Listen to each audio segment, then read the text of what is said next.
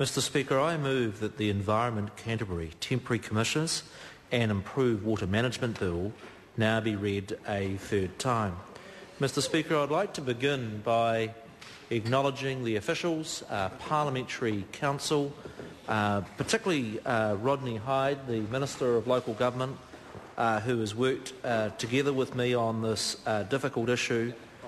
And I also want to acknowledge both the councillors and staff of Environment Canterbury, of which I want to acknowledge that this has been a difficult period for them. It is in my view that sometimes in politics we do need to make difficult decisions, and in this occasion, in my view, they are the right decisions. Mr Speaker, this bill is about delivering a step change in the management of water in Canterbury. In the last 18 years, since the Resource Management Act provided the framework for managing our resources, we have reached a point in Canterbury where there still is no plan for, in my view, New Zealand's most important strategic resource, and that is fresh water.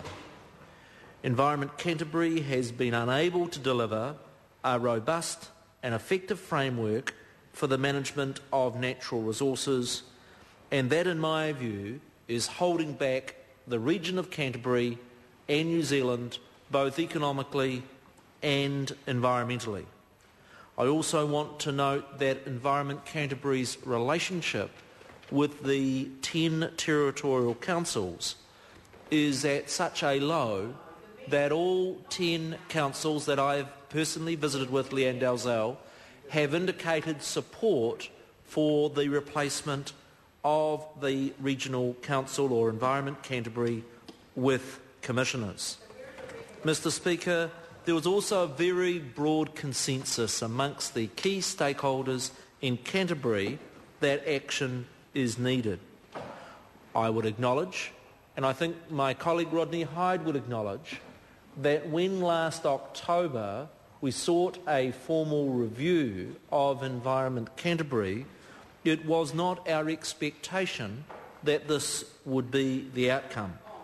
I expected a lesser intervention might have been necessary, but having got such a comprehensive report with very clear recommendations, it would not, well, the member I would draw attention is that Wyatt Creech, Doug Martin, Greg Hill and Morrison Lowe are very respected individuals that were used by the previous government as well as by this government in the review.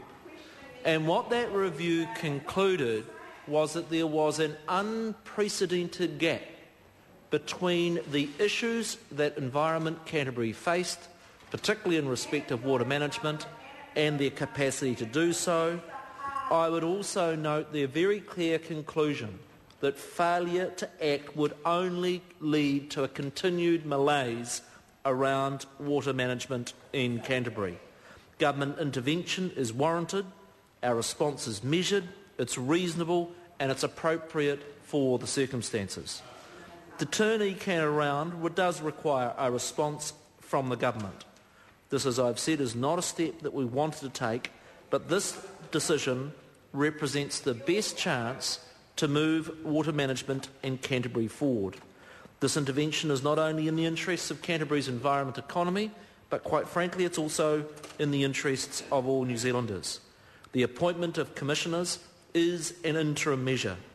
Commissioners will be in place for only as long as required that they are needed to do the job, and the legislation makes plain that at the very longest to the 2013 local body election.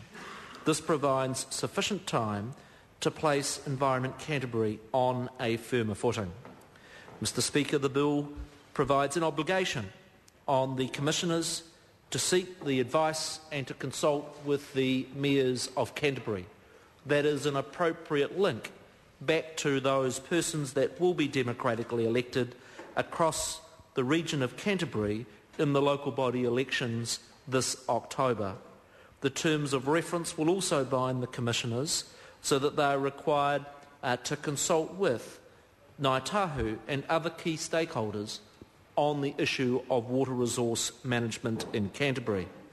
I would also note that all of the requirements of the Local Government Act and the Resource Management Act about the inclusion and consultation with the people of Canterbury have been carried over in these decisions.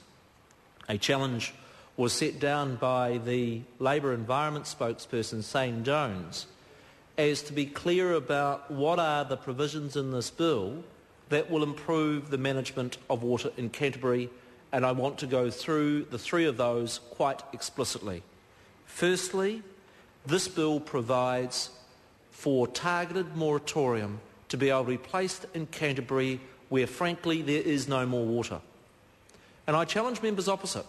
Do they support that, or they are opposed? Well, it's clear that they support that measure. That is welcomed. It was asked by the Environment Canterbury many years ago of the previous government. I think we should at least accept that as an improvement, and Brendan Byrne's acknowledgement that that is a step forward is contradicted by his colleague Shane Jones, who says there's nothing in this bill to improve water management in Canterbury. The second key provision in this bill is that we need to have a plan as quickly as possible for water management in Canterbury. And that is why this bill enables the commissioners to fast-track the completion of the Natural Resources Plan and the Regional Policy Statement for Canterbury. Again, I'd say that's a step forward. Again, I would challenge both the Greens and Labour as to whether they support the measures in this bill to ensure we actually have a plan in Canterbury for the management of water. The third key provisions in this bill that also improve water management are those with respect to integrating decisions on water conservation orders with those of the regional plan and having those decisions made by commissioners. Again, I would challenge members opposite. How does it make sense for decisions around water conservation orders to be made by a separate group of people to those that are developing the regional plans? We are of a view that if we are to properly manage water in Canterbury, it needs to be done so in an integrated way, and that's what this bill provides for. Mr. Speaker, I've been disappointed in the debate on this bill that the major contributions from members opposite has been one of misinformation and personal denigration. For instance, the latest is the claim that Margaret Baisley, by Ruth Dyson, is going to be paid $2,000 a day. I challenge her, where has she got that information from? Why would she want to denigrate a person like Dame Margaret Baisley? Well, I challenge member Dyson, Ruth Dyson, where did she get that information from?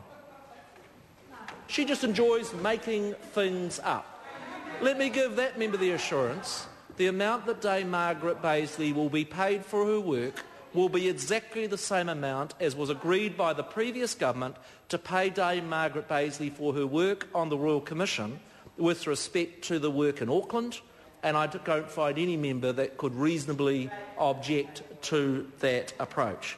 I note that Brendan Byrne has had a track record on this issue of making all sorts of claims in the newspaper about things going to Cabinet on particular days, about particular members of the Commission, grandstanding all the time, not making any sort of a constructive contribution, and I can name 6 times where he has now made claims of his sources that tell him things that have subsequently been proved to be incorrect. I'm surprised that Mr Burns wants to continue in the name of grandstand to compromise his own integrity with those false claims.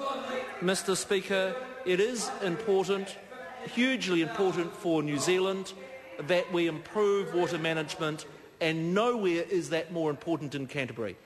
I commend this bill to the House because I think all members of this House know in their heart of hearts that the government had no choice but to act. I think the comments from former Environment Minister Trevor Mallard were particularly revealing when he said everyone knew the problems in Environment Canterbury. I took a proposal to Helen Clark. She said